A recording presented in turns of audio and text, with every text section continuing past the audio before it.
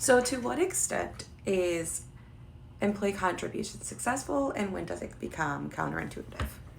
Now, organizational commitment and employee engagement are both strong drivers for success, not only for the employee, but for the company as well. So organizational commitment is where an employee is loyal, they feel connected to their position, their projects, and the company, and they want the company to succeed. Employee engagement is how involved and how motivated and how active that employee is in their work, in how they handle themselves, and again, in how the company succeeds. And both of these factors lead to productivity, high motivation, and also high success. Because if you care about the company you're working for, you're gonna put in the extra work because you feel like it reflects you as a person as well.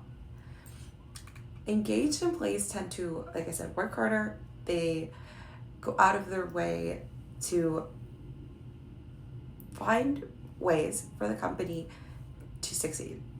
You are putting in the extra effort, you feel connected, you feel a sense of impact in the company, and you feel like you have a stake in what's happening. Now, this also improves team performance and the culture of the company. So just because one employee feels connected doesn't necessarily mean everybody does, but if one team member does, it's kind of contagious.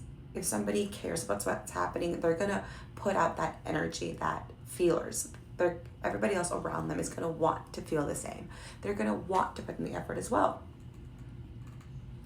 This also reduces turnover. One of the major reasons why you want your employees to feel connected to the company and want them to want the company to succeed is because of longevity. This longevity lowers your turnover, which also lowers the time wasted on retraining employees.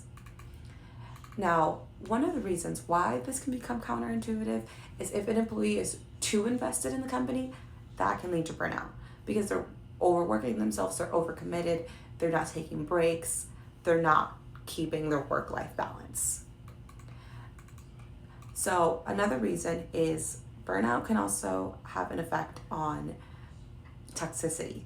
So if just how like an employee can affect another employee of wanting to do better and wanting to put in the extra work, that can also lead to that employee forcing other people to do the extra work, forcing the people to do overtime, forcing the people to make sacrifices that they shouldn't have to make. Now, management style and how it affects your team in a moment of stress.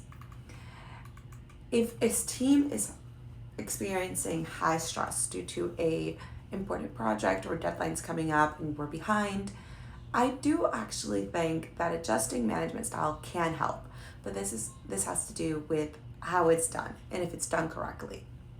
Now, if your leadership style is direct, if it'll help, leadership style always affects a team. This could be positively, this could be negatively. It always has an impact. If you have a strict and controlling style, that increases the pressure, increases the stress. If you have a more supportive and flexible style, that typically reduces the stress and improves morale.